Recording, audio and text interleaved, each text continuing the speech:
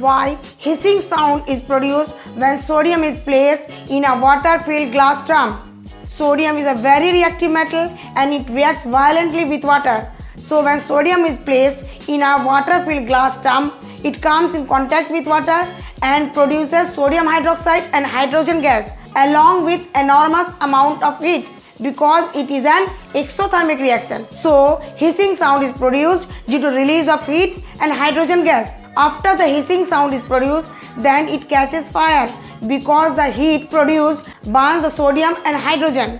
The burning of hydrogen is caused by slight explosion. So, slight explosion along with fire is seen by the reaction between sodium and water.